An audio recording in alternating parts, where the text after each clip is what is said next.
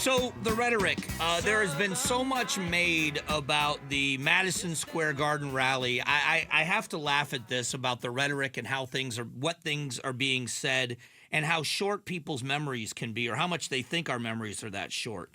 I don't go after the extremes on either side. You've not heard me call the vice president a socialist or a communist.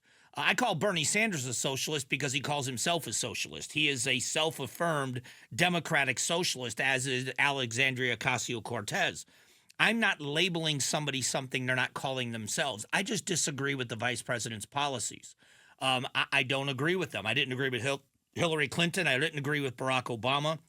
But I've never gone after anybody as this extremist. As a matter of fact, I was bucking the entire trend of everybody saying that, and they say it about everybody, but somehow it's that person in power is, or whoever it is they're talking about, that's the one that's most dangerous at the time. When President Obama was ending his term, and the election then was Hillary Clinton against Donald Trump, the Republicans, the extremist conspiracy theory was he was going to find a way to invoke martial law so that he didn't have to leave the presidency and he wasn't going to give up the presidency. And I said, that's absurd. And we keep hearing the same thing about Donald Trump. Oh, but he's really going to do it.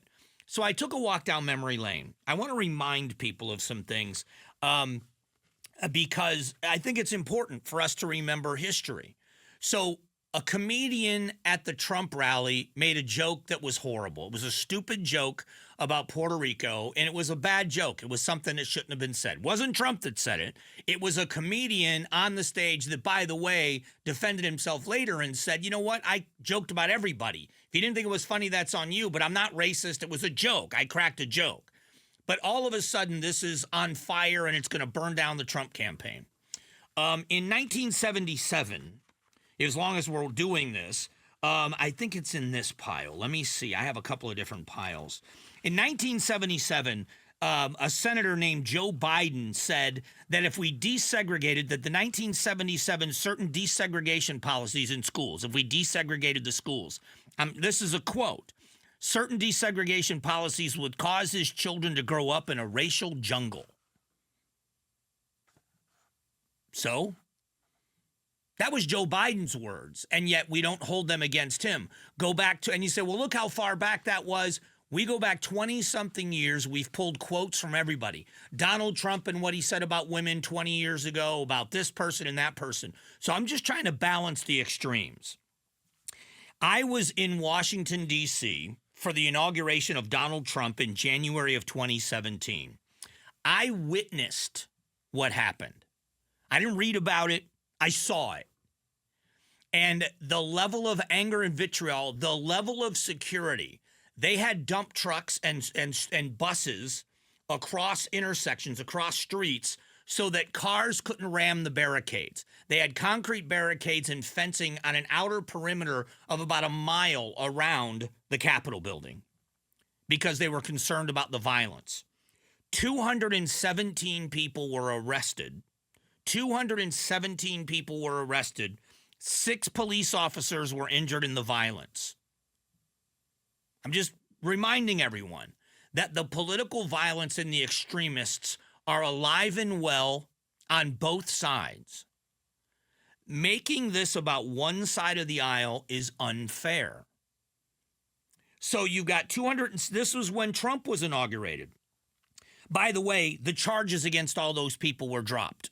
All 200 people had their charges dropped. 6 cops got injured. So this is all reality.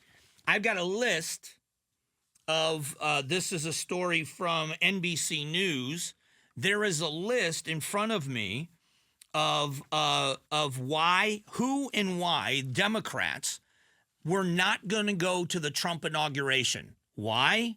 Because he wasn't the legitimate president, that the Russians had stolen the election. First up, it was an act of defiance. You know who that was? Arizona Representative Raul Grijalva. Didn't go. Act of defiance. To oppose bigotry and demagoguery, Ruben Gallego from Florida. because Twitter poll told them not to. Unspecified personal convictions. This was a California rep. To keep a clear conscience, a Texas representative. To look my family in the eye, a representative from Illinois. Because respect like Pennsylvania Avenue is a two-way street. Because a real president doesn't insult and bully. Not to normalize a Trump presidency. To not risk my presence being interpreted as any kind of endorsement. Because he shows contempt for millions of Americans. These are American elected representatives to the United States Congress that refused to go to the election of Donald Trump in January of 2017. And the list goes on and on and on. So the idea that one side of the aisle has a corner on bigotry, has a corner on political violence and intimidation, bad behavior, inappropriate behavior, lack of respect, and distrust for elections is just not true. You can do your own homework. I did it in about 5 minutes this morning. 5 minutes. So just keep that in mind. Just keep it in mind.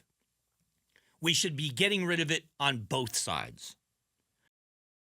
Thanks for watching the Mike Broomhead Show. Catch up on Amazing Arizonans, a KTAR News podcast, and click the button in the middle to subscribe.